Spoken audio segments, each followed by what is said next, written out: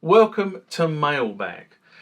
This is a series of videos about questions that you guys have left on the channel. I normally block them up into a series that I can record in an evening because that's how many questions you guys leave. So what you'll be seeing is this block header, and then you'll see the individual mailbag items that will follow as the next part of the video. But before we get into mailbag, which is about questions and answers and comments you guys leave on the channel, we must do the channel parish notices.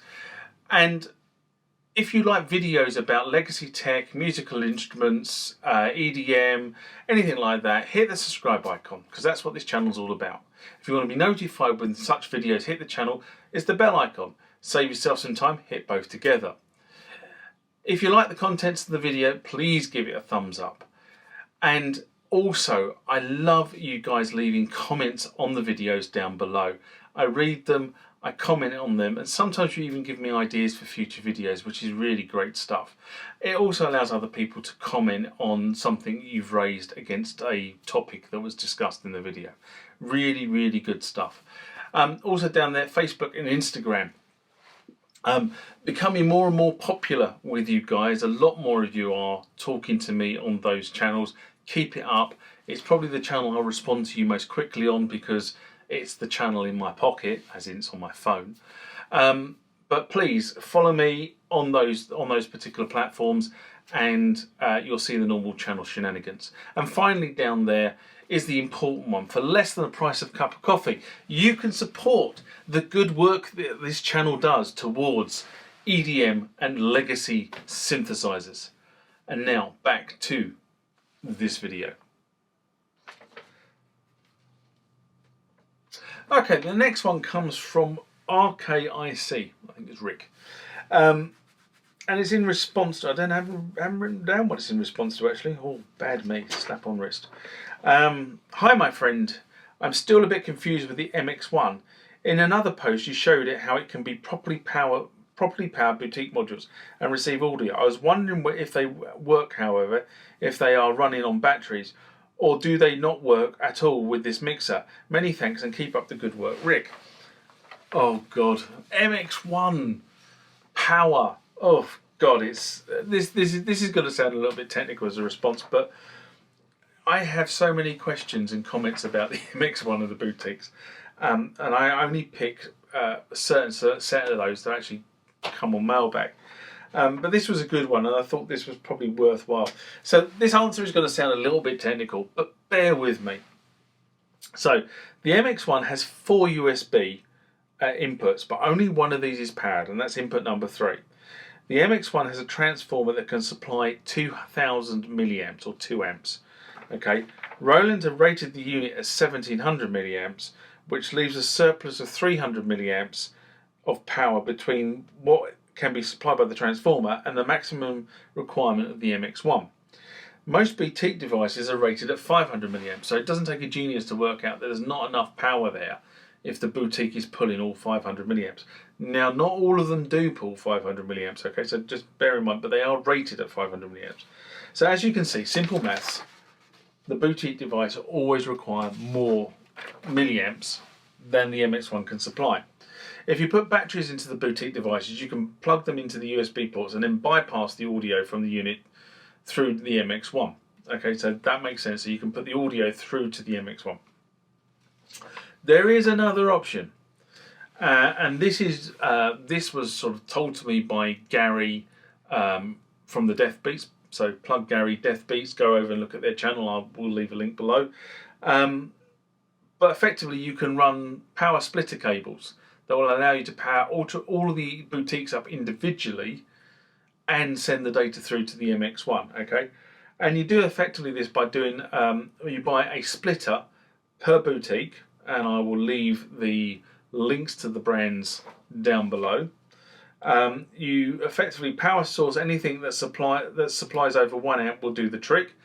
So you can use either the sort of standard little plugs that go with, you get with your mobile phone, or the more industrial stuff, or like I have in here, moving things around, this thing here, this thing will supply 5 5.2 volts and 2 amps on every single one of those 10 supplies.